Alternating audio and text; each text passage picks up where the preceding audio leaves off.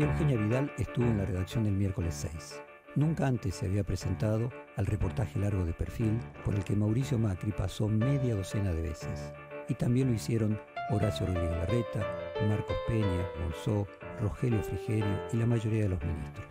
Que Vidal se permita, por primera vez, entregarse a casi 3 horas de conversación indica que cruzó algún límite, probablemente cierto desapego del poder.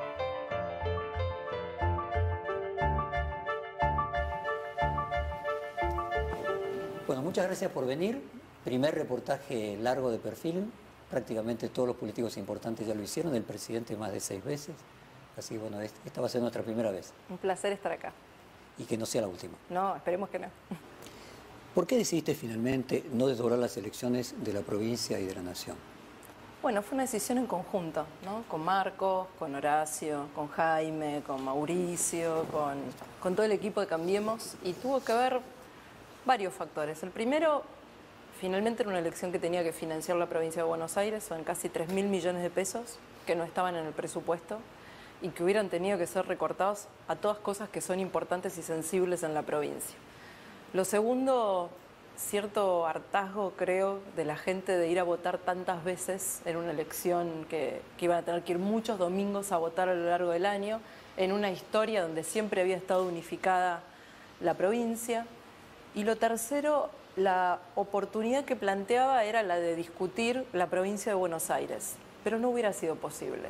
Creo que en ese escenario se hubiera nacionalizado igual la elección, aun cuando lo que se eligiera no fuera presidente, viendo cómo se comportaron las elecciones de los últimos años. Y la verdad que si valía la pena era para discutir la provincia por separado de la nación. Creo que al revés de eso, la unificación, teniendo más de un actor, teniendo un candidato a presidente, un candidato a jefe de gobierno y nosotros, nos va a dar la oportunidad de discutir la provincia más que si fuéramos solos, porque creo que yendo solos ahí se nacionaliza aún más. Paradójicamente, ir juntos nos da la oportunidad de discutir mejor la provincia. ¿Y qué ventajas veías cuando estabas analizando la posibilidad de doblar durante ese periodo de incerteza? Justamente, ¿no? Creo que tenía 2 grandes ventajas que después me fui convenciendo de que no iban a ser posibles. Una esa, la de poder discutir por separado la provincia. Creo que a futuro hay que tenerlo en cuenta. Creo que la provincia merece un debate propio. Y lo segundo es, también la provincia podía implementar otras formas de votación, porque la provincia tiene autorizado por ley el voto electrónico. Si no hubiera habido tiempo, podríamos haber hecho algunas pruebas piloto e incluso ir a una boleta única papel. Creo que eso le hubiera dado más autonomía a los bonaerenses al momento de decidir, cortando con esta historia de la boleta papel que tantas irregularidades ha generado a lo largo de los años. Y bueno, yendo unificados, como el Congreso Nacional no avanzó todavía en ese debate, pese a que fue una propuesta de Mauricio en sus primeros años de gobierno, no se puede, ¿no? Tenemos que ir con el mismo mecanismo que el nacional. Creo que ir separados nos hubiera dado esa posibilidad. ¿Esperar que la economía mejore fue un punto que motivó no desdoblar? No, yo no siento nunca que el voto, y lo he dicho muchas veces en muchas campañas, creo que es subestimar a la gente pensar que la gente vota por lo que pasa los 3 meses antes de la elección. Yo creo que el voto es una construcción de mucho tiempo, así que no creo que un mes, junio o agosto o octubre, cambien algo en ese sentido. ¿Se analizó también la posibilidad, aunque no sea el escenario más probable, de que si se adelantaban las elecciones en la provincia y en el hipotético caso de que pudiera perder Cambiemos, se le crease a Macri la situación que se le creó a Alfonsín, que adelantó las elecciones y 6 meses antes de la entrega de mando terminó significando que tuvo que terminar adelantando la entrega de mando? Yo nunca en estos 4 años, en estos 3 años largos que llevamos, imaginé un escenario donde Mauricio no terminaba su mandato. Y no creo que ese sea un logro de Cambiemos en particular, creo que es un logro de los argentinos. Creo que hoy, en la Argentina de hoy, no habría espacio para eso, ni en su caso ni en el de ningún otro presidente. Creo que después de más de 30 años hemos podido superar eso y creo que es un logro de todos. Así que no imaginé en ningún momento esa situación, ganando o perdiendo la provincia. ¿Pesó en el análisis anterior y después en la edición final la posibilidad de que Cristina Kirchner fuera candidata a presidente o no, y eventualmente candidata a gobernadora? La verdad es que yo siempre imaginé a Cristina como yendo por una elección nacional. ¿Nunca imaginaste que iba a ser candidata? No, nunca la imaginamos gobernadora, candidata a gobernadora, siempre la imaginamos como candidata a presidenta. ¿Y cambiaba algo que en el análisis de adelantar, desdoblar o no desdoblar, el hecho de que pueda ser candidata Cristina a presidente o pueda no serlo? No. De alguna manera la provincia de Buenos Aires ya confrontó con Cristina en el 2017, ¿no? Ella fue candidata y Cambiemos llevó su propia lista. No hubiera cambiado nada. ¿Y en algún momento de esos análisis, que Massa fuera candidato a gobernador en la provincia? Bueno, él nunca expresó su intención públicamente y la verdad es que nunca nos llegó ninguna información en ese sentido, así que no. Igual, al mismo tiempo que pienso que nadie define su voto, por eso no creo en el asfalto electoral, ni creo en lo que se hace a último momento para ganar una elección. Creo que el voto es una construcción profunda de un vínculo de mucho tiempo, no coyuntural. También creo que las elecciones no se definen, o las estrategias electorales no se definen por los adversarios. Estoy convencida que uno tiene que demostrarle a la gente que vota que uno es la mejor opción, no que el otro es malo. Creo que ir a una elección pensando que a uno lo van a votar porque es el menos malo, es malo para la gente, es malo para la política, es malo para uno como proyecto. De la misma manera que no soy de esos políticos que creen si pierden una elección que la gente se equivocó o que votó mal. Creo que hay un enorme poder ahí que hay que respetar y que hay que saber escuchar, ¿no? Al mismo tiempo que creo que cuando uno gana la elección también hay un peligro en creer que uno ganó la elección. Gana lo que uno representa en un momento determinado. Y tan fuerte fue que en el 2017, yendo con un candidato, con dos candidatos en ese momento, Esteban y Gladys González, que no tenían un nivel total de conocimiento en la provincia, creo que lo que ganó fue el concepto de Cambiemos, más allá de las personas. Y lo sigo creyendo. Creo más en construir espacios políticos con identidad que en las personas. Las personas pasan. Y creer que una persona gana una elección es leer mal la realidad. Y una persona en particular, en el caso de la emergencia de La Baña como candidato, ¿modifica en algo el panorama electoral? Yo creo que en la Argentina en general, pasó también en la experiencia que tuve en la Ciudad de Buenos Aires y en la propia provincia, es difícil consolidar un tercer partido. Es difícil constituir un tercer partido a poco tiempo de la elección. Por supuesto que, como dije recién, al final son los ciudadanos los que eligen, ¿no? Y puede haber siempre sorpresas, pero la verdad es que hoy yo creo que más allá de los nombres, La Baña, quien sea que represente ese tercer espacio, es difícil en una sociedad tan polarizada como la que tenemos hoy construir una tercera opción. Pero ¿no está también el hecho de que vos alguna vez citaste que no tenés la voz gruesa de una comisaria machona y que entonces esa actitud firme también en una persona con tu perfil potencia la valoración por parte de la gente y que gran parte de esos 10 puntos tengan que ver con que vos resultás un significante en el tema de la lucha contra el crimen organizado? Que ese sea tu gran diferencial. La verdad es que me cuesta encontrarme ahí distinta con Macri. Sí, por supuesto. No, lo que digo es que los gobernadores son los que tienen la responsabilidad de la seguridad local. Sí. Así como el presidente tiene la responsabilidad de la economía, la seguridad es un tema de cada uno de los distritos. Yo creo que ahí, primero, yo lo dije muchas veces, la firmeza no necesita gritos. Uno puede ser muy firme en este tono de voz. Creo que a veces la firmeza durante muchos años antes de nuestro gobierno en la provincia se confundió con prepotencia. La prepotencia no es firmeza, es otra cosa. Y creo que en eso sí hemos sido muy claros y hemos tomado decisiones inimaginables. Yo lo dije el otro día en el discurso de apertura de sesiones. Hace 3 años atrás era inimaginable que todos los legisladores, los jueces, los fiscales, los defensores públicos y todo el gobierno del Ejecutivo presentara sus declaraciones juradas, incluyendo a la policía y al sistema penitenciario. Inimaginable. Inimaginable que los varones del conurbano no existan más. Inimaginable que los fiscales tengan un código de ética donde no puedan ir a una reunión partidaria, ni por supuesto promover ningún partido político. Eran cosas que hace 3 años atrás, en la provincia de Falvo, en la provincia de la maldita policía, en la provincia donde el gobernador no mostraba su declaración de bienes, eso era, y así había sucedido durante 28 años, eso era inimaginable. No era tan difícil como parecía. también creo que estos 3 años nos han enseñado eso. Lo hicimos y no pasó nada.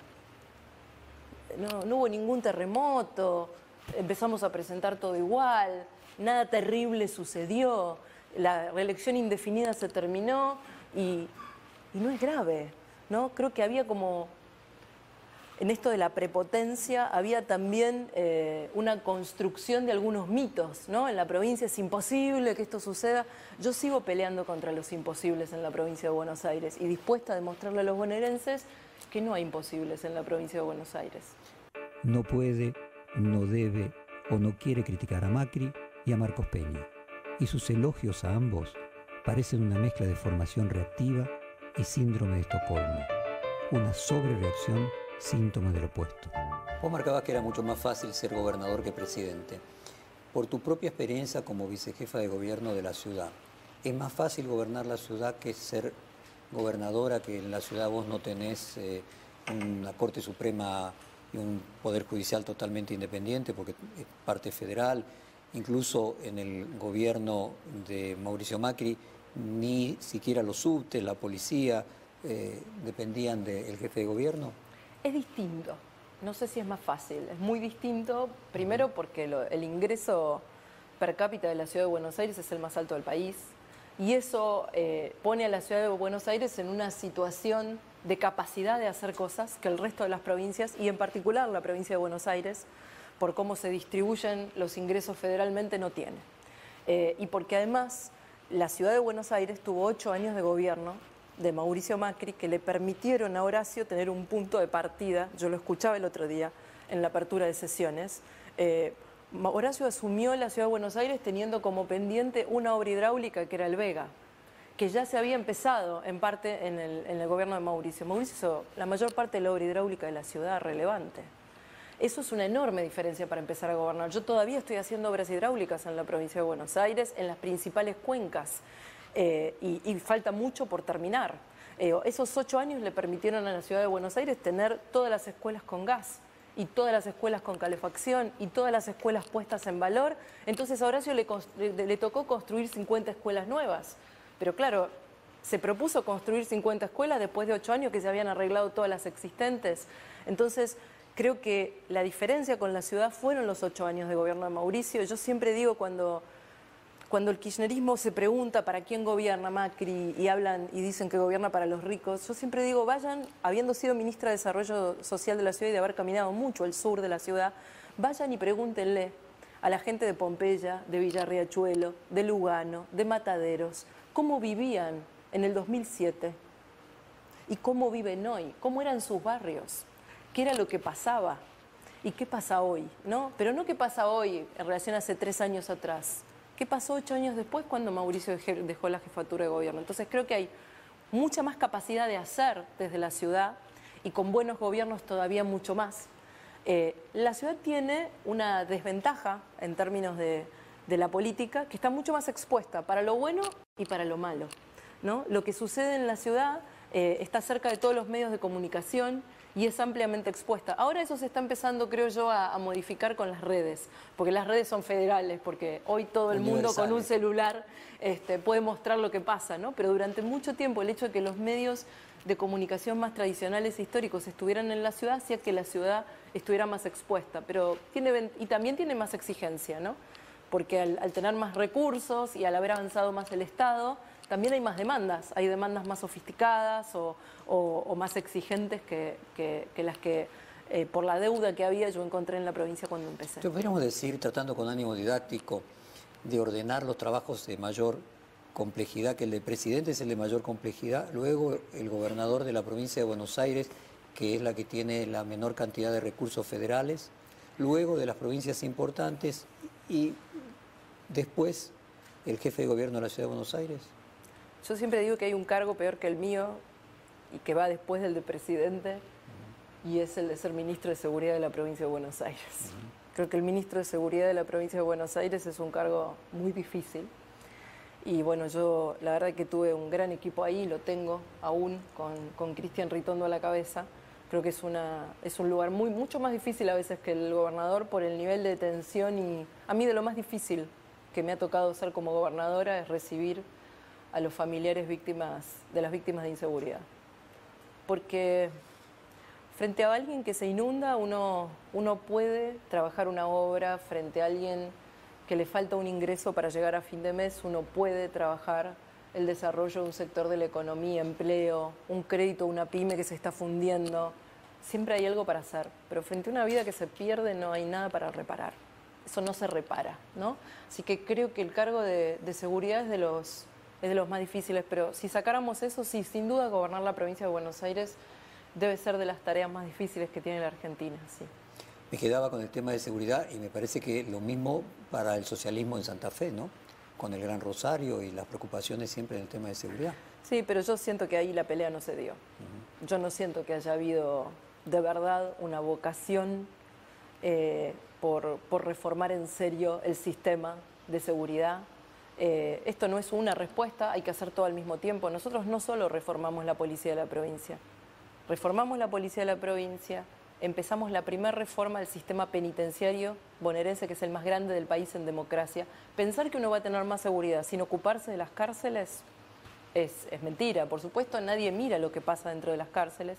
La sociedad en general no lo prioriza, pero uno como gobernante lo tiene que priorizar, porque si no trabaja bien lo que pasa dentro de las cárceles, eso después es más inseguridad en la calle, porque gran parte de los delitos se cometen en reincidencia. O sea, que si esa persona que entró al sistema penitenciario no se reinserta, después vuelve a delinquir. Tampoco uno puede pensar que esto se hace sin una reforma judicial. Hoy hay decenas de jueces, fiscales y defensores que se fueron del Poder Judicial en la provincia por corrupción. Nosotros, eso no pasaba. El último juez que se había ido, que fue un juez bastante famoso, célebre, tristemente famoso, Pombo, fue por un fallo denigrante en relación a una situación de abuso. Ahora, excepto, con esa excepción que fue una cosa escandalosa, nadie se iba del Poder Judicial de la provincia cuando hacía las cosas mal. Eso también fue una reforma muy profunda. Ampliar las políticas sociales, pensar que uno va a tener un sistema de seguridad con las mismas políticas sociales, si no trabaja de fondo, tampoco hay más seguridad por eso. Entonces yo creo que son muchas cosas al mismo tiempo y yo no siento que el socialismo en Santa Fe haya enarbolado toda esa bandera, ni que se haya enfrentado con la policía santafesina, ni que haya hablado de la corrupción de la policía de Santa Fe, que digo, la corrupción no es un problema exclusivo de la policía de la provincia, es un problema de muchas policías provinciales y creo que ahí no se le dio pelea. Bueno, de la Sota en Córdoba, por ejemplo. Lo hizo. No, nuestro caso no ha sido el único y no es un tema solamente partidario. Creo que sí, que hubo otros gobernadores que lo intentaron por lo menos o que le dieron pelea. Yo no creo, lo creo en la vida y lo creo en la política. Esconder la basura debajo de la alfombra nunca es bueno y hay que asumir esta pelea. Asumiendo aún que uno da la pelea todos los días contra la corrupción dentro de la fuerza y al día siguiente puede aparecer otro caso. Esto a nosotros nos ha pasado. Nos ha pasado, no es que uno... Por eso yo no creo en las purgas. Yo no creo en las purgas. Las purgas no sirven, las purgas sirven para lo mediático, digamos. Yo creo que uno todos los días tiene que tener una tarea de seguir separando al que hace las cosas mal. Pensar que una policía de 90.000 hombres se va a depurar y se va a profesionalizar en 3 años es no entender la complejidad de lo que uno enfrenta. Siguiendo con la idea de un cursus honorum para las próximas generaciones de políticos, lo lógico sería en ese paso hacia la presidencia tener la experiencia de una gobernación. Da al político haber gobernado tener corte, policía a cargo, todos los inconvenientes, la educación a cargo, todos los inconvenientes que no tenía el jefe de gobierno de la ciudad, inclusive en un pasado reciente. Una vez lo hablamos con Mauricio, no tuve oportunidad de hablarlo con ningún expresidente, pero supongo que diría algo parecido. Yo no creo que haya nada que realmente a uno lo prepare precisamente para ser presidente. Es un salto enorme, desde cualquier lugar que uno esté, ¿no? Es una responsabilidad, por algo son pocos en el mundo, digamos, es una responsabilidad enorme de verdad.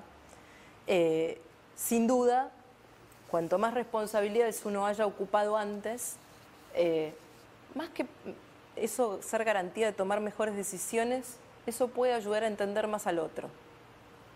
Creo que un presidente que fue gobernador entiende mejor a los gobernadores. De la misma manera que si hubiera sido intendente, entiende mejor a los intendentes. Creo que cuando uno pasó por esos lugares, es más fácil empatizar con el lugar del otro. Pero igual no quiero, porque a veces la política comete el error de que la política solo es un club donde los que tienen experiencia pueden incursionar. Yo sigo creyendo que a la política le hace muy bien que se incorpore gente nueva, aunque no tenga los pergaminos de haber hecho toda la escuelita de la política, porque también nos hemos cansado de ver experiencias de gente que hizo toda la carrerita y que después no hizo las cosas bien. Así que yo sigo pensando que la política tiene que ser un lugar de renovación, de puertas abiertas. Hasta creo que lo mejor sería que los políticos no estuviéramos tanto tiempo dentro de la actividad, que lo mejor sería una renovación natural. Esa analogía del primer y segundo gobierno de Macri, que también se ha contado en el caso del fútbol, ¿vos creés que es trasladable a un eventual segundo mandato de Macri como presidente? Sí, sin duda, sin duda, sin duda. A mí me parece que el principal desafío, no en la política, sino en la vida, es aprender, tener capacidad de aprendizaje, ¿no? Creo que nadie puede mejorar si no está dispuesto a aprender. Y el que cree que sabe, ahí empieza su problema, ¿no? El creer que sabe. Sin duda, estoy convencida que un Mauricio en segundo mandato va a superar largamente al primero en su equipo, en su forma de gobernar, todos. Es inevitable que así sea. No sé si inevitable es la palabra, pero debería ser así y a eso deberíamos aspirar todos. Siempre hay cosas pendientes, siempre hay cosas que salieron mal, siempre hay cosas que corregir. Y si hay algo que yo valoro de Mauricio es su capacidad de corregir, de cambiar, de escuchar, no tengo dudas. Ahora, viste que en general los segundos mandatos son peores que los primeros, estadísticamente, no digo en el caso específico de Cambiemos. ¿Por qué en Cambiemos tendría que ser diferente? Bueno, porque creo que en este mandato tocaron las peores decisiones, ¿no? Las decisiones más difíciles y además decisiones mirando el largo plazo. Creo que la salida rápida a la Argentina que conocemos todos era la más obvia. Eso sin duda le habría garantizado la reelección a Mauricio. Ahora, no es el camino que él eligió, no es el camino de Cambiemos. También a mí me hubiera sido mucho más sencillo estos 3 años. Sin duda no tendría que vivir en una base militar, que más allá de lo que cualquiera pueda pensar, no es nada agradable. Yo era una persona con una vida bastante parecida a la del resto de la gente y salía de una casa y saludaba a mis vecinos y vivía en un barrio. Hoy eso no me pasa. Pero yo elegí ese camino y lo elegí a conciencia. Y creo que Mauricio eligió un camino que era el camino difícil, que no solo es difícil para él, es difícil para todos y es difícil para los argentinos. Porque además no decidimos gobernar sin vivir en una burbuja. Decidimos gobernar, yo decido gobernar todos los días saliendo a la calle. Esta mañana, hoy es el día de inicio de clases, esta mañana, además de ir a un acto de inicio de clases, después pasé por otra escuela de sorpresa. Todos los días caigo de sorpresa en lugares públicos y no públicos, porque me interesa ver lo que pasa en la calle, lo que le pasa a la gente de verdad y que vive la vida común que yo vivía antes de ser gobernadora. Más allá de compartir los lineamientos generales, ¿qué es diferente en tu visión de la política que la que tiene Macri? ¿En qué te podrías diferenciar vos del actual presidente? Yo tengo una visión distinta sin ir más lejos, ¿no? En temas más progresistas en términos de medio ambiente, digamos, educación, no sé si educación sexual, pero el debate mismo de la despenalización del aborto. Hemos tenido, digamos, matices distintos. No sé si profundas diferencias, pero matices distintos hemos tenido, ¿no? Él es ingeniero y yo soy politóloga, y eso en el enfoque que uno le da a la cosa cotidiana, yo siempre digo, Mauricio es una persona como buen ingeniero que mira una planilla de números y enseguida detecta el error, ¿no? Que es un gran hacedor, bueno planificando. Yo por mi historia y por mi profesión soy más de recorrer los barrios, estar con la gente, pero no sé si son profundas diferencias, ¿no? Creo que es el resultado de la historia de cada uno. Creo que él, yo no sé si sería tan buena como él en política exterior. Creo que él ha hecho una política exterior brillante para la Argentina, le ha vuelto a la Argentina al mundo, ha generado confianza de países que... ¿Y en qué sería mejor? ¿En qué sería mejor? Y me parece un poco de mucho ego decirlo, ¿no? Creo que eso lo tiene que decir la gente. No lo sé, no lo sé. Yo me encuentro bastante cómoda. Prácticamente en estos más de 10 años no hemos tenido tantas diferencias. No hemos tenido tantas diferencias. Pocas veces yo me encontré discutiendo diferencias profundas con él, porque además ha sido una persona muy democrática, Mauricio. ¿Cambió ¿no? mucho? Él, en términos personales, en el vínculo que tenemos, nada. En la visión de la política, del mundo. Nada. Sí, sin duda creo que hoy es una persona más aplomada. Creo que todavía con más capacidad de escucha. Creo que el poder, si no te vuelve soberbio, te enseña a escuchar más. Y es un equilibrio que todos tenemos y un camino que tenemos que hacer. Creo sin duda que, y eso no tiene que ver con la presidencia, creo que a Mauricio haber formado una segunda familia lo ha mejorado enormemente. Tener una mujer al lado como Juliana, haber tenido otro hijo, creo que todo eso le hizo muy bien. Y creo que ahora se acerca una mejor etapa porque también empieza una etapa si realmente la gente lo acompaña y vuelve a votarnos. Un segundo mandato es una etapa también de una enorme oportunidad de grandeza.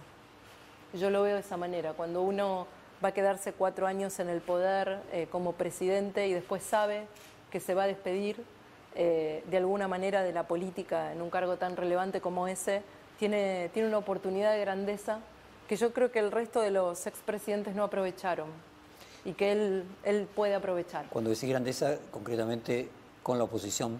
Con todos. Creo que la grandeza es un espacio de oportunidad enorme en un segundo mandato porque uno de alguna manera se despide de ese lugar tan importante y creo que sí, que puede promover nuevos líderes. Él lo hizo en la Ciudad de Buenos Aires. Yo creo que si hay algo que yo le destaco es él hizo que yo apareciera, hizo que Horacio apareciera, hizo que Gabriela apareciera, que Marcos apareciera, Esteban Bullrich, Montenegro, muchas personas que no hacían política y que no estaban en la vida pública consolidadas, fueron personas que fueron vistas a la luz gracias a él y a que él nos dio la oportunidad de que la sociedad nos conociera. Yo también espero que haga eso en su segundo mandato, que promueva muchos nuevos liderazgos en la Argentina, que más allá de si Cambiemos gana o no gana el siguiente periodo a que él se vaya, que se generen nuevos liderazgos en Cambiemos y en la oposición, que construyan una Argentina distinta a esta de la grieta, que supere la grieta, que dé un debate distinto, que saque a los argentinos de posiciones antagónicas y donde no sea tan dramático quién gane. ¿Que supere la grieta? Sí, que supere la grieta. Sí, los argentinos necesitamos superar la grieta. No podemos vivir de esta manera. Yo he visto familias, amigos enfrentados y yo soy consciente, y lo he dicho muchas veces, que un partido no define, así como no define un origen social, si alguien es buena o mala persona, no lo define la pertenencia partidaria.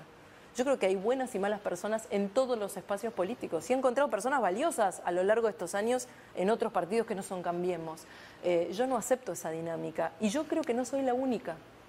Afortunadamente, creo que hay muchos dirigentes en la oposición y en Cambiemos que podemos ayudar y creo que Mauricio tiene una enorme oportunidad a partir de diciembre, si los argentinos lo eligen, de ayudar a superar esa grieta. ¿Le criticás a Durán Barba el uso de la grieta electoralmente? No, sería darle una responsabilidad que no tiene. Yo creo que Jaime nos ha ayudado mucho a crecer como espacio político y creo que ha hecho su aporte a la política argentina desde el momento que nos empuja a pelear desde otro lugar, a debatir desde otro lugar, a entender más lo que le pasa a la gente y a que la política se defina desde el lugar de poder de la gente y no desde el lugar de poder de la política.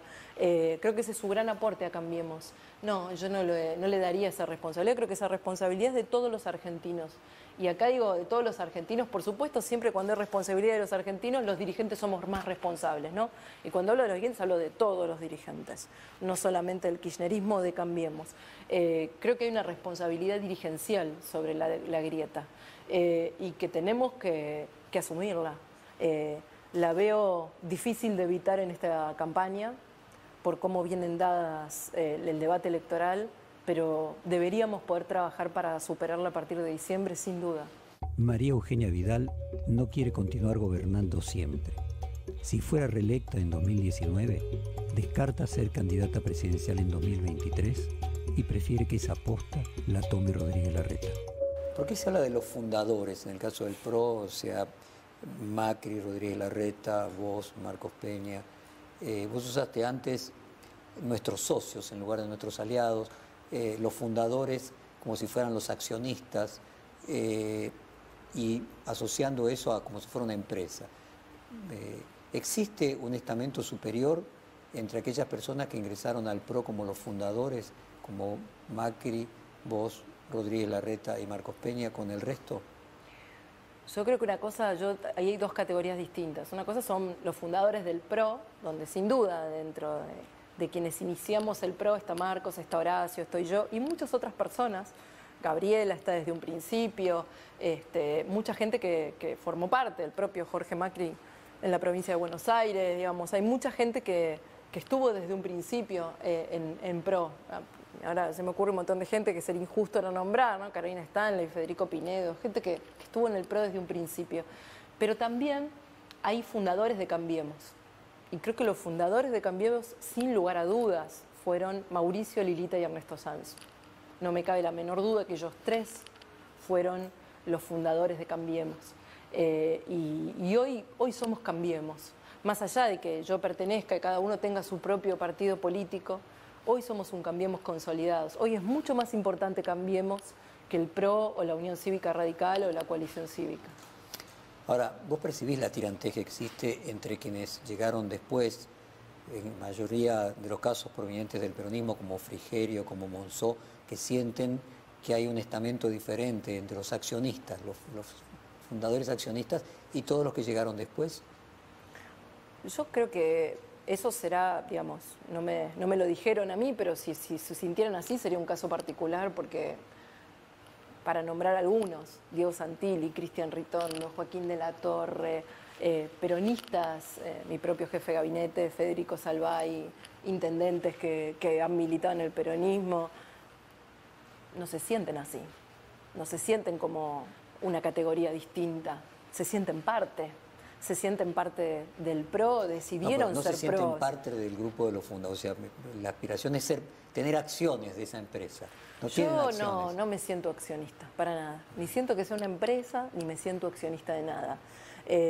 Por otra parte, haber estado al principio tiene casi un valor nostálgico, simbólico, pero no un valor real, digamos. La antigüedad no te hace dirigente. También hay personas que estuvieron en la fundación de Cambiemos y del PRO que hoy no están más. Digamos. Bueno, vos no mencionaste otro caso, pero tu exmarido, el actual intendente de Morón, estuvo con De Narváez, con Duhalde, así que también se puede decir que vino del... Él vino del peronismo, sí, él militaba en el peronismo. Digo, yo, la verdad que no, muchos dirigentes peronistas forman parte de mi espacio, de hecho, si empiezo a preguntar, la mitad del gabinete va a decir que es peronista, o que se sintió peronista o militó en el peronismo en otro momento, y no se sienten de una categoría distinta, se sienten parte de este espacio, se sienten escuchados, se sienten... se ve una diferencia entre ser parte del espacio y ser parte de los fundadores, ¿no? O sea, lo que vos decís es que los fundadores no es simbólico. La verdad que yo no me siento en una... Digo, no hay ninguna mesa donde solo estemos decidiendo o debatiendo los fundadores. No es verdad eso. Eso no pasa, digamos. Siempre se han sumado personas distintas, incluso ha habido recambios. Y además es no conocer a Mauricio. Mauricio tiene un liderazgo muy radial. Mauricio es una persona que habla con muchas personas antes de tomar decisiones muy importantes. Pensar que él decide las cosas en un solo lugar, con un grupo reducido de personas, es realmente no conocerlo. A lo largo de todos estos años lo he visto llamar a personas hasta de tercera y cuarta línea para preguntarles sobre alguna decisión que él consideraba relevante y cuya opinión quería escuchar. Pero existe una mesa chica, ¿no? No. Existió en algún momento. Hoy no, pero hace mucho tiempo que no existe. Vamos a dejarlo ponerlo de otra manera. Cuando los radicales se preocupan porque consideran que de tener éxito Cambiemos, las expectativas que hay dentro del PRO es que haya 8 años de Macri, 8 años de Vidal, 8 años de Larreta, y no aparece ningún candidato que no sea uno de los 3 fundadores, algo de eso hay, en esa sensación de que haber estado en el origen significa algún grado de credencial diferente que el resto. Yo creo que eso tiene más que ver con los distritos que gobernamos que con el origen. Creo que el radicalismo y la propia coalición cívica tienen una enorme oportunidad en un segundo mandato de Mauricio de consolidar candidatos a presidentes en el 2023. La tienen hoy. Creo que hoy no hay, si no, no hubieran siquiera pensado en la posibilidad de una interna, de construir dirigentes. Yo no, en eso no creo que haya como una cierta predestinación o una inevitabilidad o privilegio para Horacio o para mí, porque además la política en la Argentina no se puede pensar más así. Yo creo que cometeríamos un error gravísimo si de verdad creemos que va a haber 8 años de uno y después 8 años de este que digo yo. Es no entender que la que define de verdad es la gente, que cambia de opinión todos los días en términos de que hoy puede valorar tu trabajo y tu tarea y dentro de 4 meses no hacerlo, que uno tiene que apostar a construir un vínculo sólido y profundo, pero que además este es un sistema y está bien que así sea porque vivimos en democracia de constante competencia y aún el mejor ciclo se agota. Yo creo que si hay algo que tenemos que aprender del kirchnerismo, que pensaba 8 años de uno o alternadamente y después el otro y después volver a presentarnos, es que ese esquema no funciona. Esos modelos subestiman a la sociedad, así que yo nunca me imaginé algo así. Porque además eso supondría que yo me tengo que quedar muchos años en política que no pienso hacer, con lo cual no, yo creo que hoy todas las opciones están abiertas, y cuando digo todas las opciones están abiertas ahora en la próxima elección, nadie tiene la elección ganada, y quien crea lo contrario se equivoca, y están abiertas en todas las elecciones siguientes, y pueden surgir nuevos liderazgos inesperados.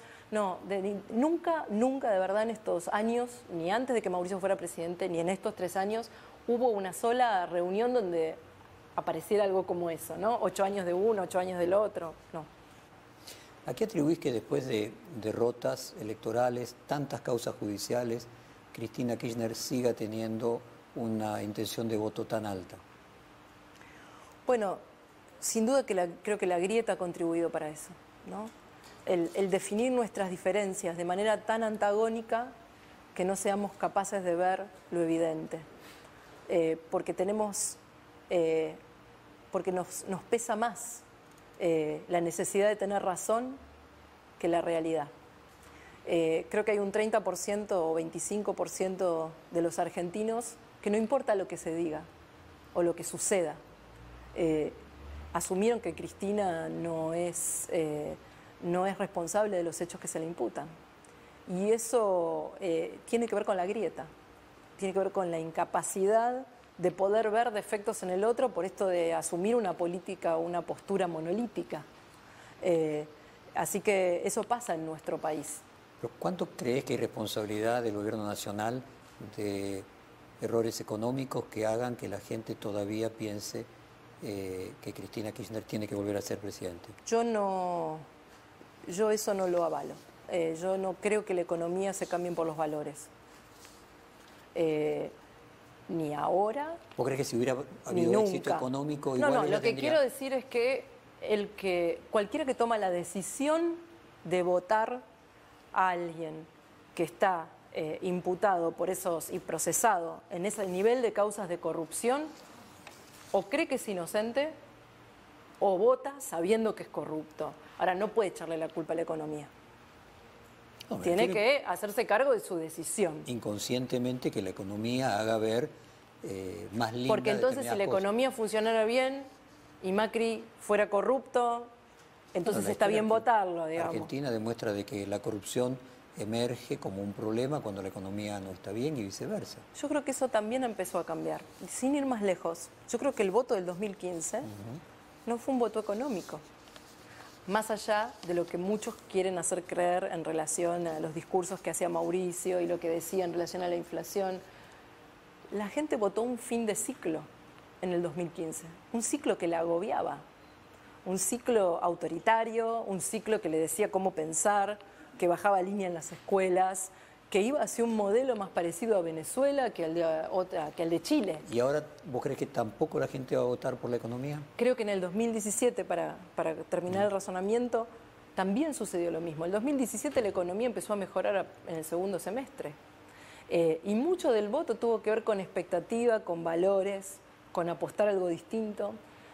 Creo que si los argentinos comparten la profundidad del cambio que el país necesitaba, en el 2019 hay oportunidad para Cambiemos, porque el cambio económico era mucho más profundo de lo que imaginábamos, mucho más duro y difícil de lo que imaginábamos, pero también por eso vale la pena transitarlo, porque va a ser de verdad esta vez, si no va a ser atajo. Simplificarlo bien, tanto en el 2015 como en el 2017, y vos crees en el 2019, el voto a favor de Cambiemos no fue determinante por la economía.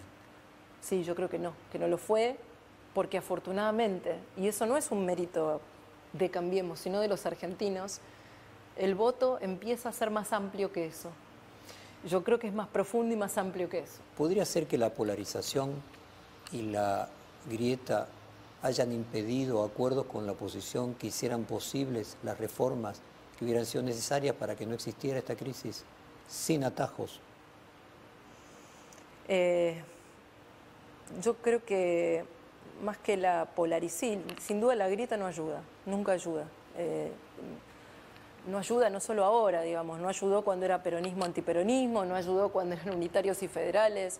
Las grietas con esta profundidad hacen que los adversarios se transformen en enemigos, vuelve las diferencias personales, y eso hace mucho más difícil el acuerdo porque, como dije antes, la política es esencialmente un vínculo humano, más allá de las diferencias ideológicas. Entonces, sin duda, la grieta no ayudó en estos años a construir acuerdos. Por eso apuesto a lo que viene. Apuesto a lo que viene y por eso creo tan necesario superarla. ¿Es injusto decir que vos y que Rodríguez Larreta ponen más énfasis en acuerdo con la oposición que el gobierno nacional? Sí, es injusto. ¿Y por qué tanta gente de la oposición lo repite? Yo se los escucho todos los días a todos los dirigentes de la oposición una valoración diferente respecto de vos, de Rodríguez Larreta y del gobierno nacional. Yo los he escuchado a todos haciendo valoraciones positivas, incluso el otro día en la apertura de sesiones sobre representantes del presidente como Emilio Monzó, Rogelio Frigerio. Son personas elegidas por él. Su poder deviene del poder que les dio el presidente para negociar en su nombre. Es difícil pensar que el presidente va a negociar en persona todos y cada uno de los acuerdos, de las leyes. Para eso tiene a su equipo. Y la verdad es que se han logrado muchos acuerdos. Como nunca antes, el pacto fiscal que firmamos con la mayor parte de los gobernadores es el primero desde 1993. La cantidad de leyes que se firmaron el primer año y que se aprobaron son hijas de los acuerdos que al final del día, porque estos procesos funcionan así, yo tampoco hago los acuerdos en persona o Rodríguez Larreta los hace en persona. En muchos casos los hago a través de mi jefe de gabinete Federico Salvay, del presidente de la Cámara de Diputados Manuel Mosca, de Joaquín de la Torre, que es el ministro de Gobierno. Digo, lo hago a través de ellos, pero hay un momento del día donde quien negocia en tu nombre viene y te pregunta y te dice esto sí, esto no, esto te parece. Todos esos acuerdos que sí se lograron son acuerdos definidos por el presidente y por su equipo. Entonces vuelvo a ese punto de partida, ¿no? Rescatar a los emisarios y cuando las cosas salen bien y cuando no salen bien responsabilizar al presidente.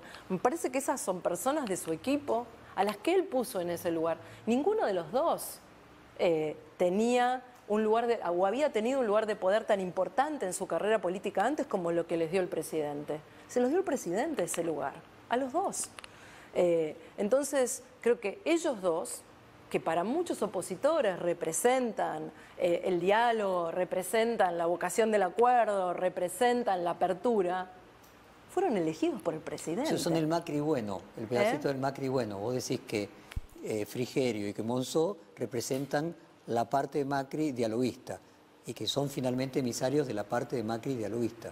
Yo que digo es que representan al presidente, digamos. Yo no creo que haya un Macri bueno y un Macri malo, creo que el presidente es siempre el mismo.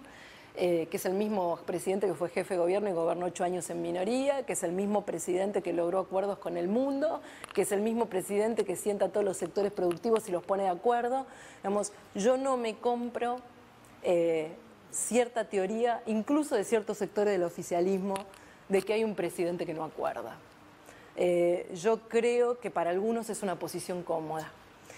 Yo no la asumo de esa manera. De hecho, Horacio y yo estamos donde estamos porque el presidente nos eligió un día y nos dio una oportunidad, que después nosotros supimos aprovechar bien y construimos y estrechamos un vínculo con la gente y hoy tenemos un peso propio, pero nuestro camino inicial fue un camino donde a personas como nosotros nos eligió Mauricio, de la misma manera que eligió a Monzó, a Frigerio, a Marcos Peña y a cada persona de su equipo. Y si hay algo que expresó siempre el equipo del presidente es diversidad.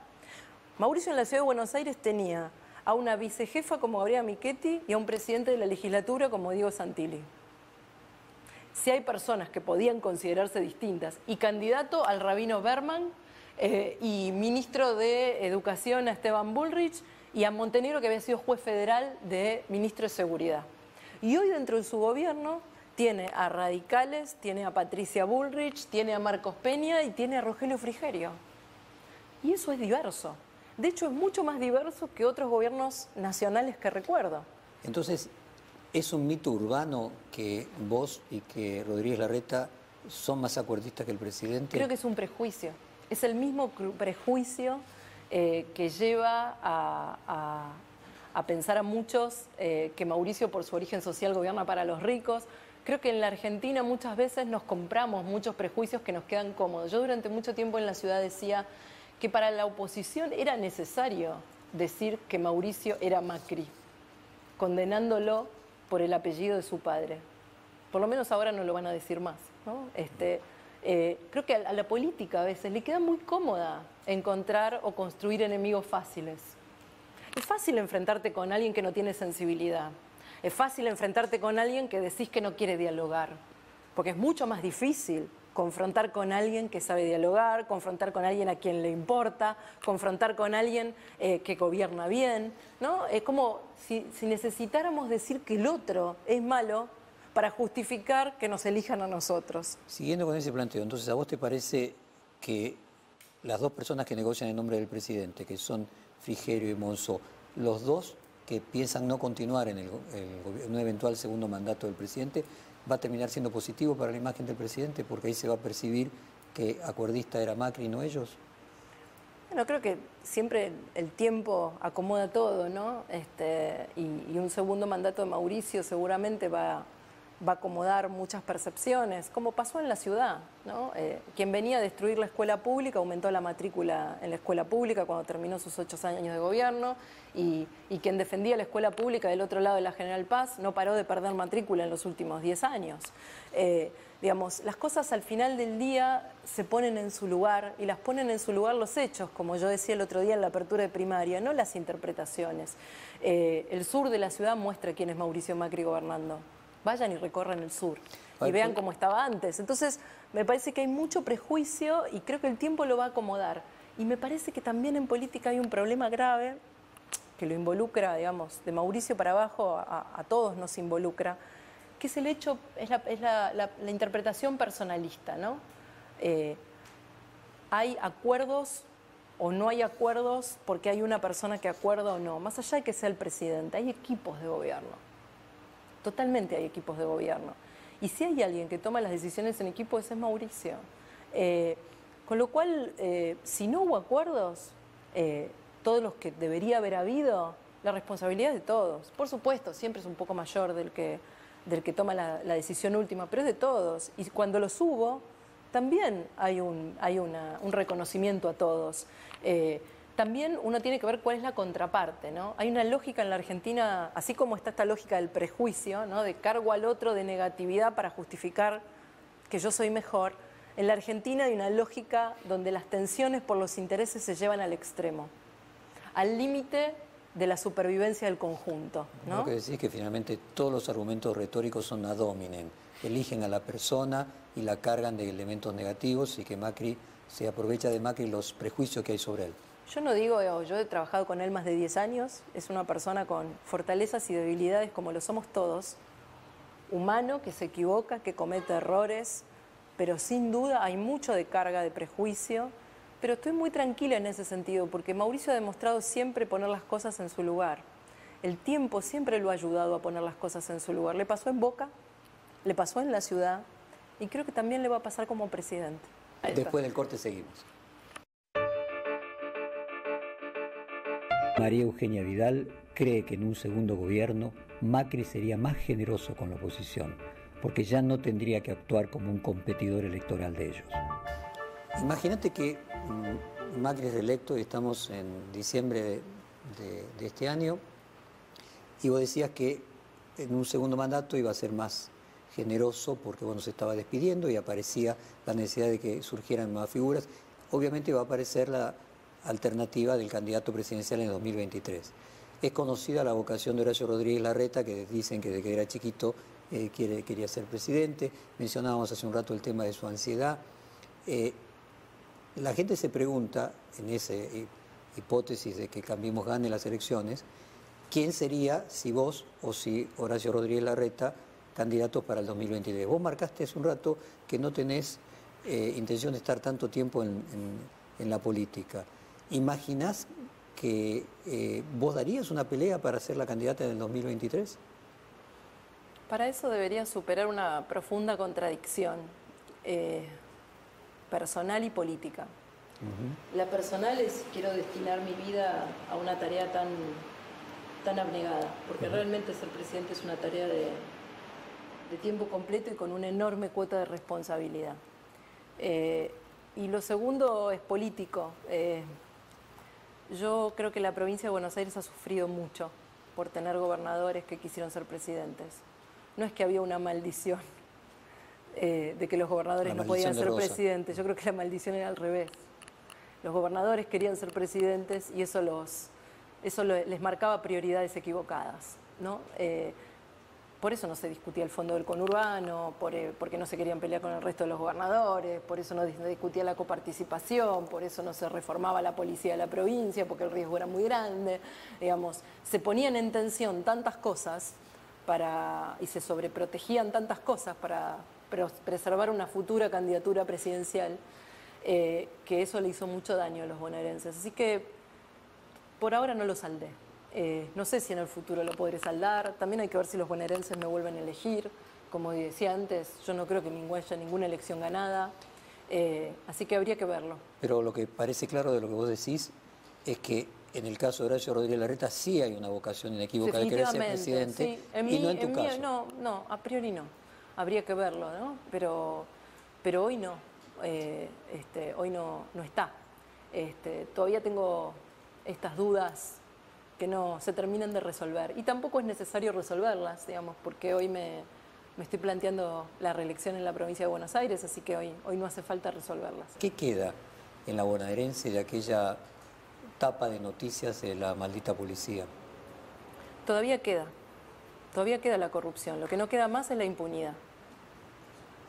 Eso creo que es la principal diferencia. Es muy difícil cambiar una organización tan grande. La semana pasada pusieron preso a un comisario mayor por corrupción, por enriquecimiento ilícito. Por un lado, fue el hecho de que lo obligáramos a presentar su declaración jurada por primera vez y que la propia Oficina de Asuntos Internos hiciera la denuncia a la que lo metió preso. Por otro lado, llegó a comisario mayor. Y eso puede seguir pasando en muchos lugares de la policía.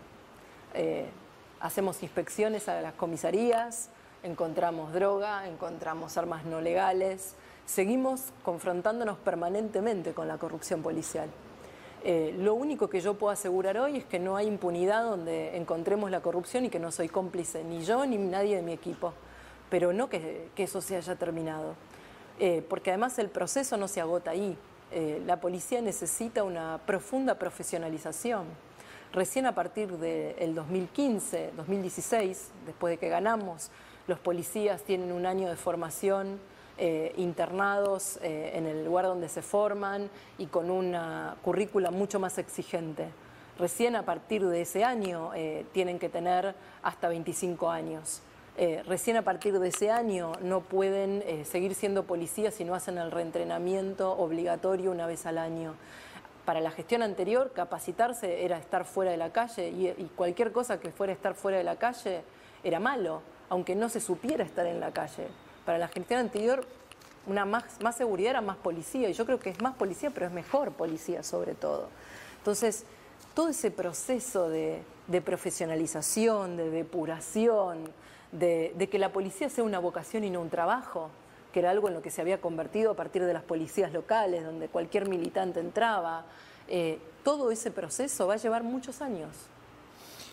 Vos mencionaste que el anterior gobierno o no sabía o no quería enfrentar estos problemas. Y lo mencionaste en otros reportajes y ahora recientemente. Uno de los ministros de Seguridad del anterior gobierno era el actual fiscal Stornelli, que hoy es percibido como un fiscal que lucha severamente contra la corrupción. ¿Cómo se compatibiliza estas dos situaciones que parecen realmente opuestas? Bueno, es que yo creo que los problemas no están en un ministro. Es un equipo, es una decisión política. Hoy en políticas de seguridad trabaja el secretario de Derechos Humanos, porque hay muchos policías a los que sacamos por violaciones institucionales, por abuso de fuerza, no solamente los sacamos por corruptos. Trabaja el ministro de Justicia, que está llevando adelante toda la reforma judicial y que sigue los casos donde denunciamos a los policías. Y trabaja el ministro de Seguridad.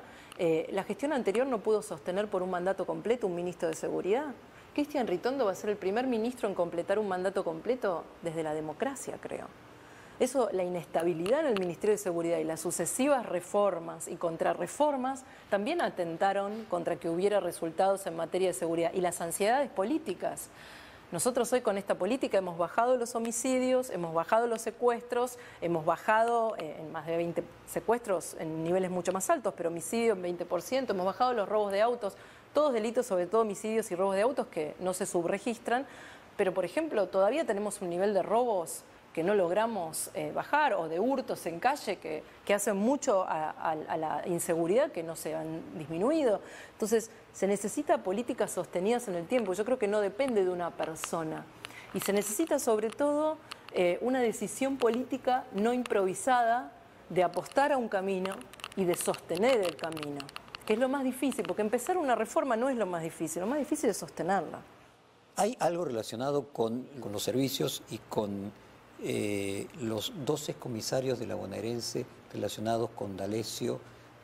¿Cómo opera dentro de la bonaerense el tema de los servicios que trascienden obviamente a la provincia de Buenos Aires? Lo que opera en ese sentido opera ilegalmente, y si lo conozco lo corto de cuajo.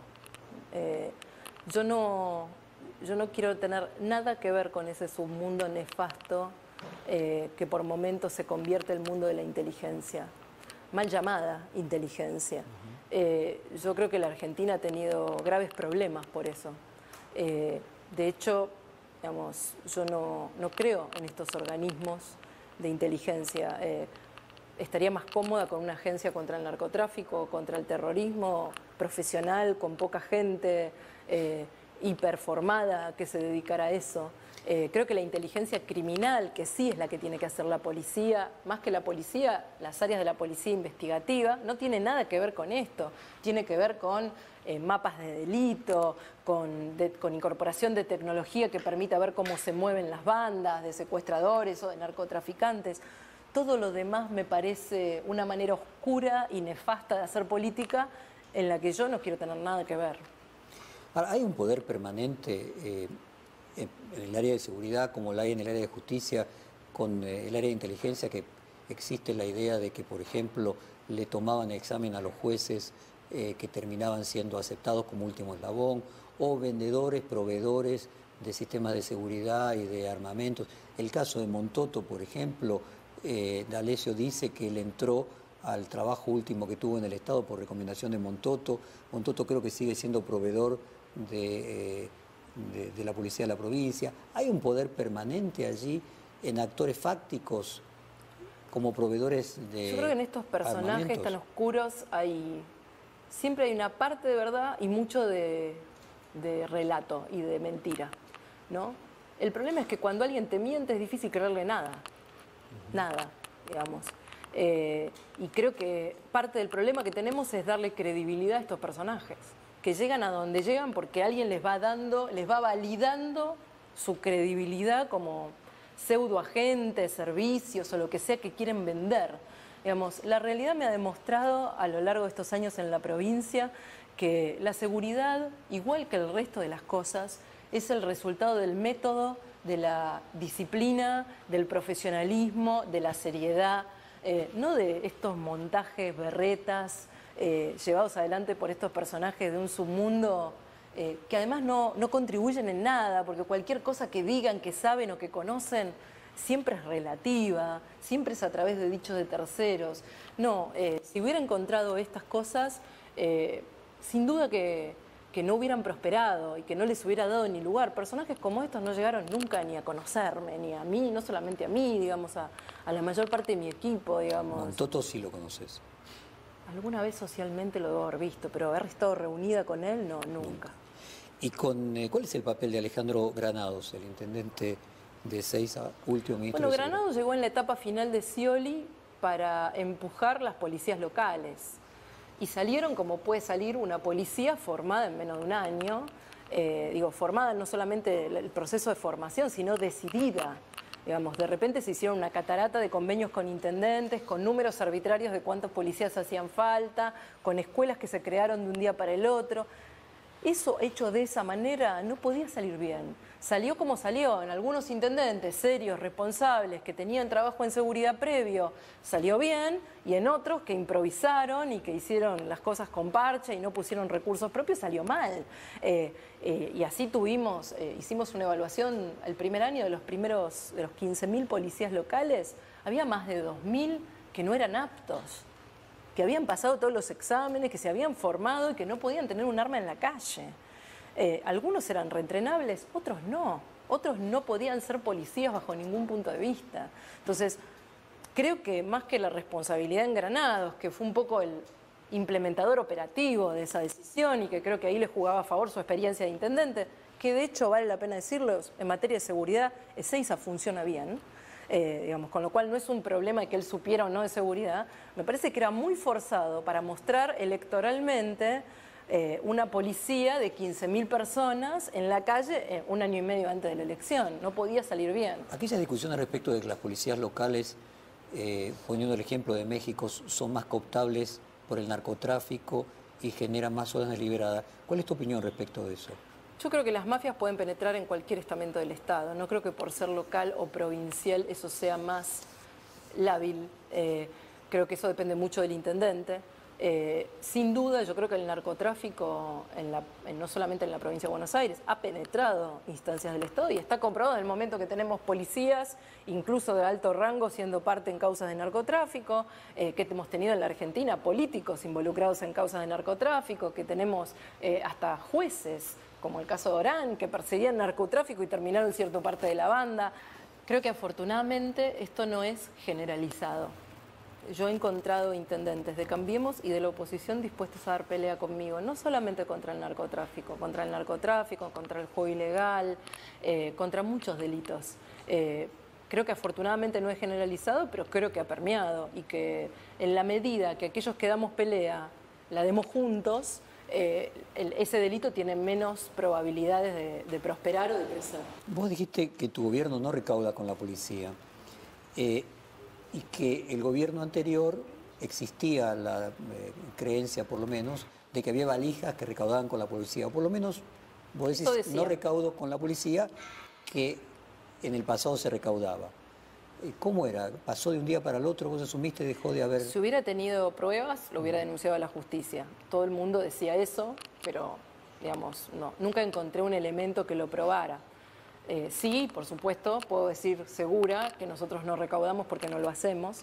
Ahora, eso no quiere decir que no existan dentro de la policía de la provincia todavía, y seguramente todavía persisten, más allá de que le demos pelea todos los días, lugares donde se recauda. Sin ir más lejos, en estos días hay un juicio oral muy importante en La Plata donde muchos policías fueron acusados de recibir sobres. Nosotros lo denunciamos, llegamos a la departamental, encontramos los sobres con nombre y apellido y los montos que había que entregarle a cada uno, y aún así muchos de ellos fueron apartados de la causa y no se elevó la causa a juicio oral. ¿Es histórico que haya una causa a juicio oral con él? Sí, es histórico. Ahora, muchos quedaron en el camino y nosotros creímos que eran culpables. Entonces, yo no descarto que estos mecanismos sigan subsistiendo en algunos lugares de la provincia.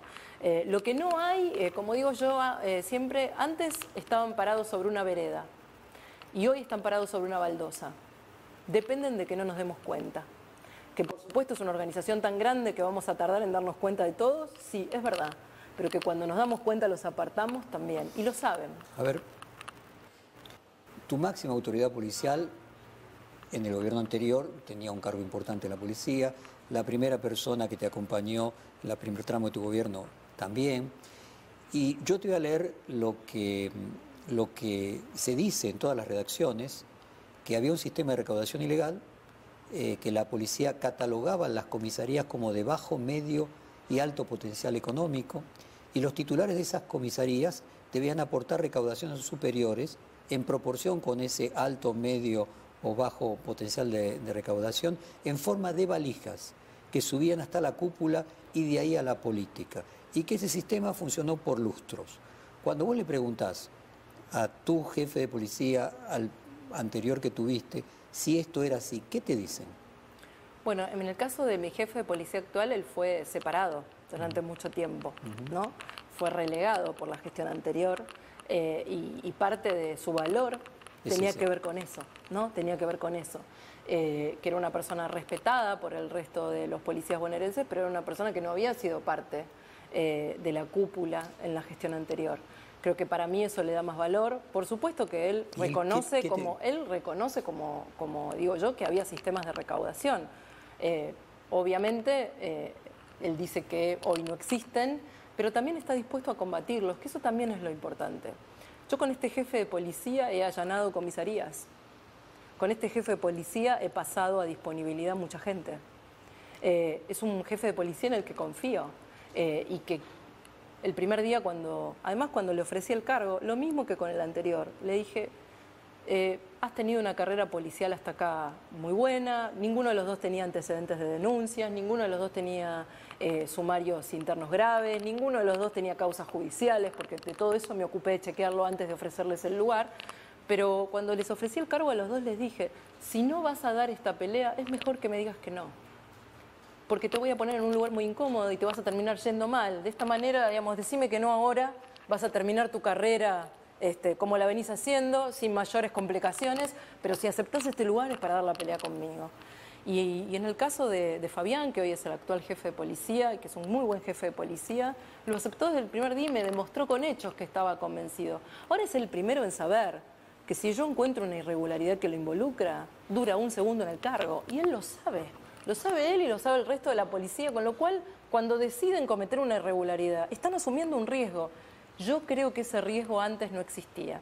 Que yo no puedo demostrar que había un sistema de recaudación, pero sí puedo mostrar algo. La policía se autogobernaba. La policía tomaba sus propias decisiones, la policía definía qué hacía, qué combatía, qué no combatía. Tenía su propia lógica, había como un pacto no escrito con el poder político, donde mientras la policía regulara una cierta cantidad de delito, tenía que acomodarse sola. Los chalecos no los tenían, el equipamiento no estaba, la tecnología y la capacitación no estaban. Había una cosa, nosotros no nos metemos en lo que ustedes hacen, ustedes no nos vengan a pedir nada a nosotros y garantícennos este statu quo. Romper ese statu quo en diciembre del 2015 era muy arriesgado. De hecho, tuvimos una ola de secuestros en el mes de marzo de 2016, como nunca antes. Y no era la primera vez que pasaba, que casualmente venía una ola de secuestros cuando había una reforma policial. Ya le había pasado a los anteriores, que habían intentado reformar y venía... Y cuando yo digo resistimos una ola de secuestros, yo no la resistí, la resistieron los bonaerenses, que en ningún momento me pidieron públicamente que yo parara. Sabiendo, porque todos los bonaerenses sabían que estábamos pagando costos. Yo no lo podía demostrar, pero era la historia de la provincia. Así que yo creo que en ese sentido sí hay un paso adelante muy distinto. ¿Y no resulta de sentido común contradictorio que esos mismos comisarios generales o los departamentales que estaban en un sistema de recaudación puedan de la noche a la mañana dejar de hacerlo? Yo creo que en cualquier organización hay personas honestas siempre, hay personas corruptas siempre y hay otras que depende de cómo los controlen y del marco que se les genere. Yo creo que nosotros generamos un marco distinto en la policía de la provincia. Generamos un marco de mucha exposición pública. Hoy a un comisario se lo investiga año a año por su patrimonio y no solo por el que declara. El caso es el comisario que fue detenido la semana pasada. No solamente se le descubrió enriquecimiento ilícito por su declaración jurada, sino por muchos otros bienes que no había declarado. Entonces, hoy hay un equipo que trabaja en serio y no tuve que hacer tantas cosas más que elegir a un jefe civil de asuntos internos con un equipo independiente que investigara de verdad. No son más de 50 personas para investigar a muchísima gente con tecnología. Tienen un sistema que detecta en cada declaración jurada cuál es el monto que debería ser declarado en función de los ingresos. Cualquier declaración jurada inconsistente, automáticamente el sistema de la alerta. No es que tengo personas revisando cada hoja, pero con ese sistema que funciona hemos hecho cientos de denuncias. Por primera vez en años un policía fue detenido por enriquecimiento ilícito. Yo espero que sean más, porque tenemos cientos denunciados. Pero el tema no es la policía, porque esta corrupción está en la policía, está en la justicia, está en la política. El problema es cuál es el marco que le damos. ¿Qué marco le vamos a dar? ¿Y qué esquema de controles, de premios y castigos van a tener? Yo creo que en ese sentido sí hemos avanzado enormemente. No me imagino un gobernador, aunque no sea yo, que venga y eche para atrás esto. ¿Cómo le va a explicar a los bonaerenses que la policía ya no tiene que explicar cómo vive? No lo va a poder explicar. ¿Qué modificación hubo en aquellos delitos que supuestamente eran con los que se recaudaban a partir de que no se recauda? ¿Bajó el costo? ¿Se redujo? ¿Qué cambio concreto produjo en esos delitos? No sé, supongo prostitución, juego clandestino.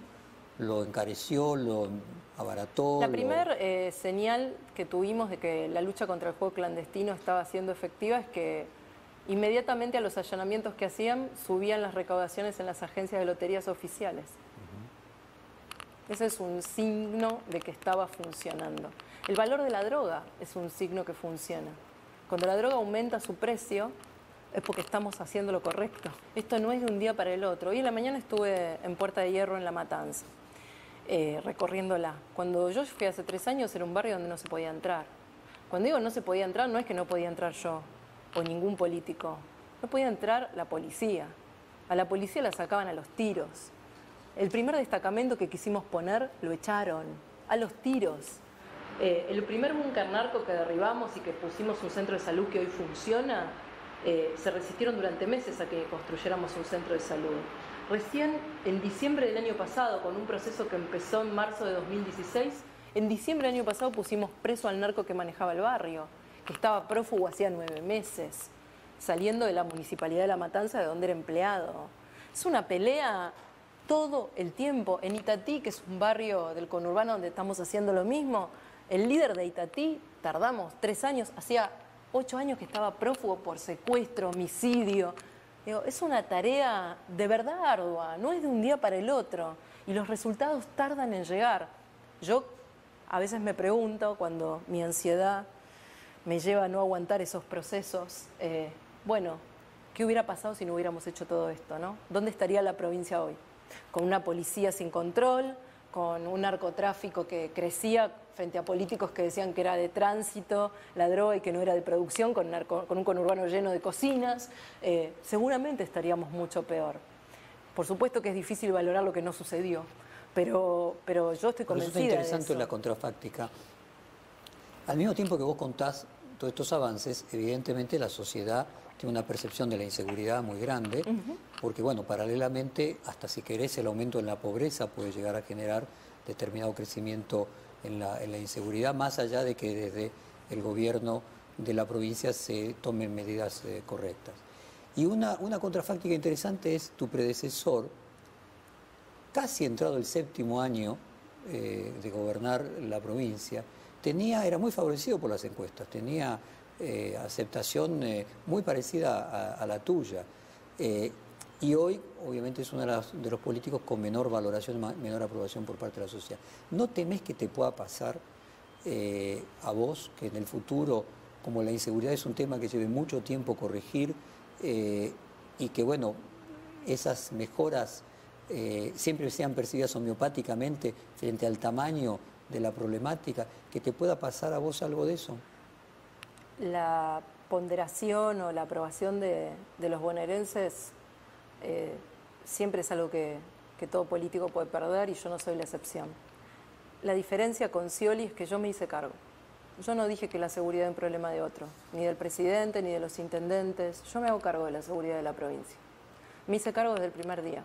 Creo que hubo una estrategia adrede en el gobierno anterior de correrse del problema. No solo de ese, de todos los problemas. Decir que la provincia era muy grande, muy difícil de gobernar, que el gobierno nacional lo discriminaba a pesar de ser el mismo partido político, que los intendentes... la culpa era siempre de otro. Yo no le echo la culpa a nadie. Lo que pasa en la provincia mientras yo gobierne es mi responsabilidad. Aún cuando se trata de resultados que yo no voy a ver. Porque la gente me votó para que le dé una respuesta hoy. Yo me refiero a algo, si vos querés, que te trasciende, déjame que te lea. La policía bonaerense lleva décadas siendo parte del problema y no de la solución.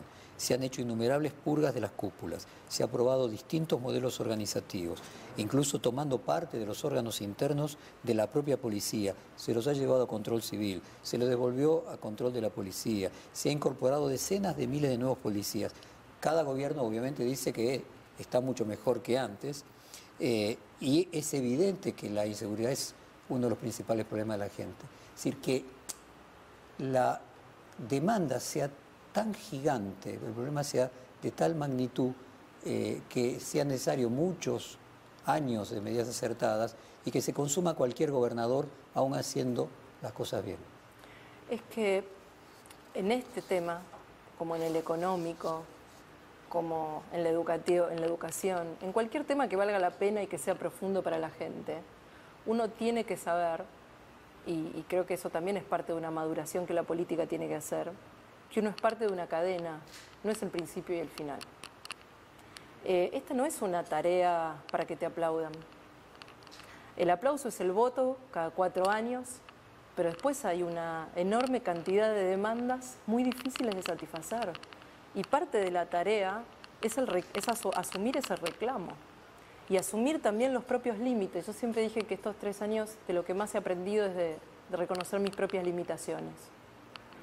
Y por eso digo que, digamos, que no pretendo pasar a los libros de historia ni que me pongan el nombre en ninguna calle. Yo sé que soy parte de un proceso, no soy el principio y el final. Si lo dijera, le estaría mintiendo a los bonaerenses. Lo que tengo que hacer y lo que me toca es hacer bien mi parte mientras dure. Esa es mi tarea. Es mentira que yo les voy a poder decir que cuando termine mi mandato todos los problemas de inseguridad están resueltos. Tampoco se los dije nunca. Siempre les dije que era complicado. Yo creo que el principal avance es que estas políticas en este gobierno se sostuvieron en el tiempo y que además se hacen de manera conjunta con el gobierno nacional con el mismo espíritu. Y eso no es menor. En una conferencia en el Instituto Hannah Arendt, Carrió te presentó como el verdadero fruto de Cambiemos. Fruto en el sentido de fruto, fruto en el sentido de semilla, de fruto de futuros frutos, pero finalmente futuro. ¿Cómo te relacionás vos con el futuro y con el destino? Bueno, ahí me juega mucho cierta visión. Un filósofo decía que detrás de cada visión política había una visión del hombre y detrás de cada visión del hombre una visión de Dios, ¿no? Bueno, yo creo que, y eso me ayuda mucho en mi tarea, que cada uno de nosotros tiene una misión y es un instrumento en el fondo.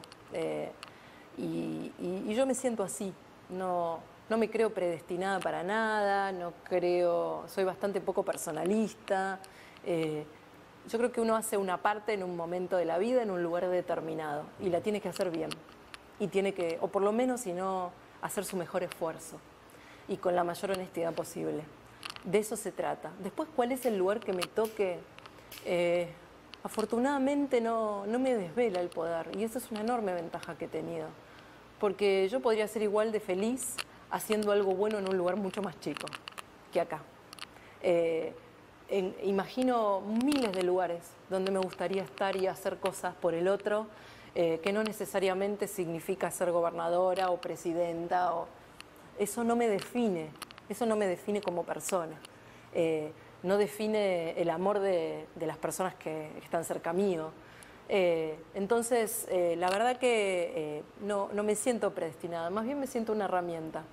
Creo que el 2015 tuvo mucho de eso, de herramienta, de trascendencia más allá de mí. Hegel de que los políticos, los gobernantes, son cuerpos que usa la historia para recorrer su camino.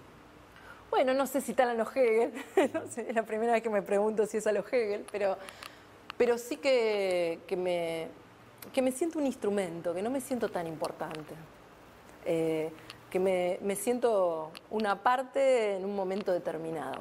Y eso me ayuda mucho, ¿no? Me ayuda mucho a mi tarea cotidiana, no planificar tanto, no esperar tanto, va a ser lo que tenga que ser, pero no en una actitud pasiva, ¿no? Uno poniendo lo mejor de uno, pero finalmente, digamos, el poder, por lo menos en política, está en otro lugar, no está acá, está en la gente que finalmente decide un domingo a quién va a votar. Y ahí es cuando define, ¿no? Y te da una capacidad de decisión durante un tiempo determinado, con un apoyo determinado, no es para toda la vida, porque también, como lógicamente pasa en la vida, después la gente se cansa, quiere cambios, quiere un ciclo distinto, aun cuando hayas hecho las cosas muy bien. También a políticos de todo el mundo les ha pasado hacer las cosas muy bien y que la gente no los vote. Y eso es algo que uno tiene que asumir, ¿no? Saber que esto es un paso en la vida, que he hecho otras cosas que me han hecho muy feliz antes en mi vida y que las haré después. Y mientras tanto, hacer las cosas lo mejor posible. A los Hegel, en el sentido de cuando él ve pasar a Napoleón a caballo por la ciudad de Alemania en la que vivía, desde el balcón de su casa, escribió: vi pasar la historia a caballo y no a Napoleón. Napoleón era un cuerpo que usaba la historia para aquel momento de cambio de las monarquías absolutas. Sí, en mi caso reemplazaría la historia por Dios, ¿no? Porque yo creo que Dios ha tenido un papel muy relevante en mi vida, lo tiene, y hay algo de trascendente, hay algo que a mí me trasciende. Y la verdad es que la fe ha sido un gran sostén mío a lo largo de toda mi vida, pero sobre todo en estos años. Cuanto más difícil, más sostiene la fe. Y no una fe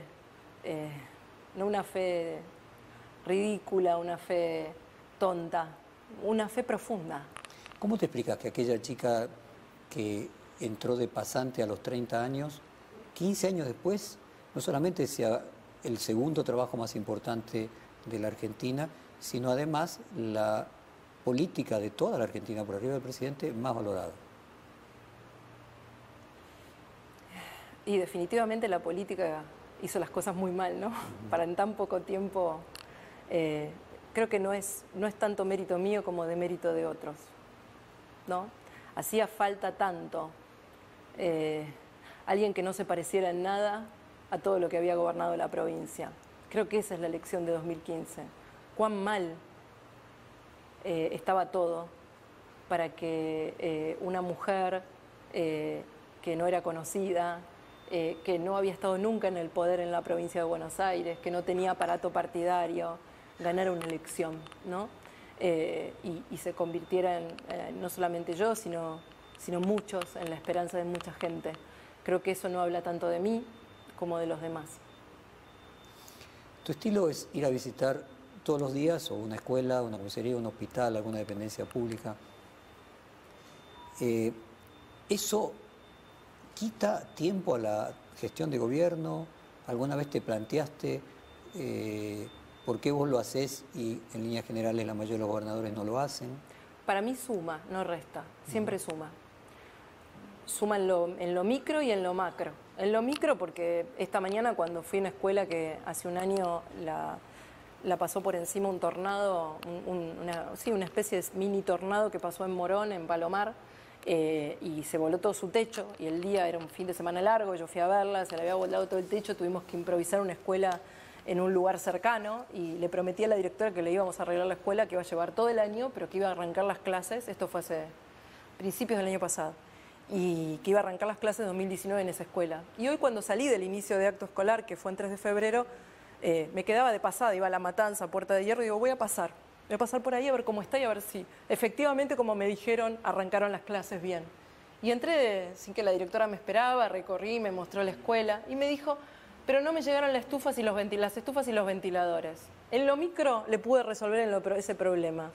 En lo macro, cada una de esas recorridas todos los días me ayuda a tomar mejores decisiones. Para mí no se puede tomar decisiones en lo macro sin entender en profundidad. Y para entender en profundidad hay que ver. Tal vez yo sea así, sea muy de necesitar estar en contacto, hay que poner el cuerpo. Yo se lo digo a mis funcionarios, tengo una frase que les digo siempre, si no duele, no importa, y si no importa, no te ocupas. Hay algo, y sobre todo en una provincia como esta, que te tiene que doler. Si no te duele, es difícil que acciones, ¿no? Desde la teoría, desde la cosa del voluntarismo, y al mismo tiempo aprendes mucho, aprendes en profundidad. ¿Hay algo como método de la campaña permanente también? No, yo creo que cuando uno lo hace en campaña y solo para campaña se nota, cuando uno lo hace de verdad y metódicamente también. Sobre todo porque la mayor parte de estas visitas, muchas se suben a redes, pero la mayor parte no se conocen.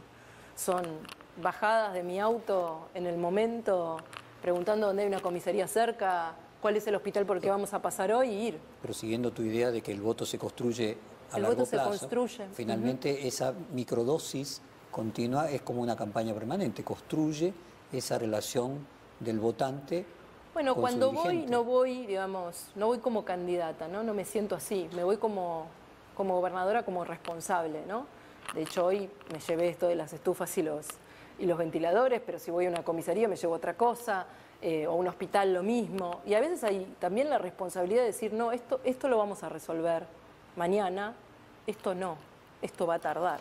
Es que cuando te preguntaba las diferencias con Marcos Peña y puse en palabras que vos ponías el cuerpo y que él ponía la mente, ¿no? Y volviendo al tema de tratar de explicar por qué vos sos la política argentina más valorada, me pregunto si la masificación de los medios de comunicación hizo que el discurso político actual pese más lo emocional que lo epistémico, más lo gestual que lo dialéctico, más lo corporal que lo mental, y que tu inteligencia emocional más desarrollada explique que vos te sentís más cómoda en ese terreno y que la gente lo que está valorando hoy es eso, y eso explica esos 10 puntos de diferencia. Yo creo que ahí hay vuelvo al punto de los roles, ¿no? En algún momento con Marcos lo charlamos, él quería hacer esto, y de hecho me consta que lo hizo durante un tiempo. No le daba la agenda. En un momento me dijo, yo no puedo ser jefe de gabinete y hacer esto, porque además lo hacía solo en la provincia de Buenos Aires o solo en la ciudad, no le permitía viajar al interior. Él, en el caso, él tenía que viajar al interior, con lo cual era mucho más tiempo. No era realista. Y me dijo, ¿sabes qué? Lo quiero hacer, lo empecé a hacer, pero no lo puedo sostener por la agenda que me demanda el presidente, los ministros y la tarea de la Casa Rosada. Y yo lo entendí que, digamos, que más allá de que fuera su intención hacerlo, no lo podía sostener con la tarea que el presidente le demandaba. Ahora, para el propio presidente es muy difícil. Yo a veces veo la casa militar, veo las medidas de seguridad. Un presidente, le pasaba a la misma Cristina, que tampoco lo hacía, ningún presidente lo hizo y no es casualidad. Yo no creo que les haya faltado vocación de recorrer. Yo creo que hay un sistema armado para el presidente de unos niveles de seguridad de los cuales los gobernadores nos podemos hacer los tontos en un punto y esconder. O sea, yo he desafiado a mi seguridad muchas veces. Yo creo que un presidente no puede hacer eso, porque es tan importante, imprescindible. Un presidente no se puede reemplazar. Hasta un gobernador sí, pero un presidente no se puede reemplazar. Y creo que la casa militar, los dispositivos, todo lo que rodea a un presidente, no solo en Argentina, sino en general, hace muy difícil esto que yo hago. Muchas veces lo hemos hablado con el propio Mauricio, le digo, tenés que venir a tal barrio donde estamos haciendo esto, estaría buenísimo. Y después empiezan todos los protocolos y medidas de seguridad y él creo que bastante ha desafiado, a veces metiéndose en algún lugar y otros presidentes también lo han intentado. Yo recuerdo cuando Néstor Kirchner asumió y se tiró sobre la multitud, digo, me imagino que la seguridad se volvió loca.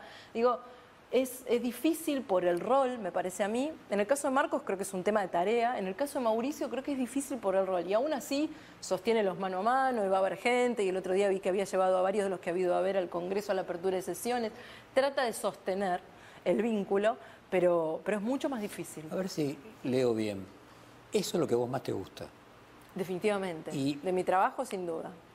habría muchas otras formas de seguir haciendo eso, no siendo gobernadora, y sería imposible hacerlo siendo presidenta. Sería muy difícil, sí, sin duda. O sea, entonces leo bien que es más probable que en el 2023 vos no seas presidenta, aunque... No voy a hacer futurología, qué sé yo, 4 años en este país son la vida. La hipótesis... Si lo tuviera que decidir hoy, no lo haría. Esa puede ser una buena respuesta. Mira, yo para preparar este cuestionario reví los reportajes largos que vos hiciste audiovisuales, Susana Jiménez, La Nata, Novarecio, el propio de Carrió en el Instituto Ana Arendt, el de Viale en CNN, y no encontré una ideología, una visión del mundo de la época, una diferencia sustancial que justifique esa diferencia de valoración que vos tenés respecto de todos los demás políticos.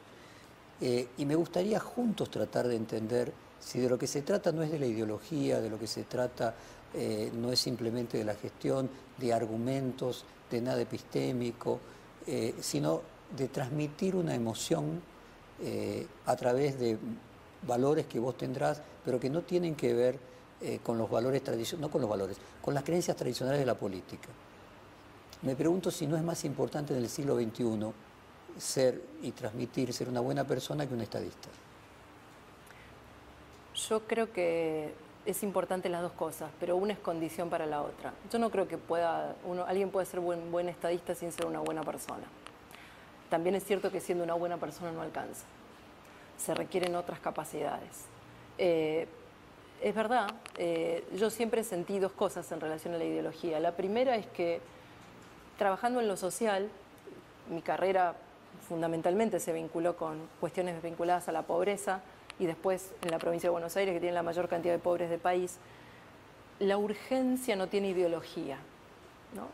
En general lo urgente no se somete mucho a debate y como la mayor parte de mi trabajo tuvo que ver con eso, con lo urgente. Y en la provincia de Buenos Aires hay mucho de urgente. Probablemente eso me haya llevado a no tener un debate ideológico tan profundo. Lo segundo es la velocidad de la sociedad en la que vivimos. Hoy es mucho más difícil sostener ideologías a lo largo del tiempo.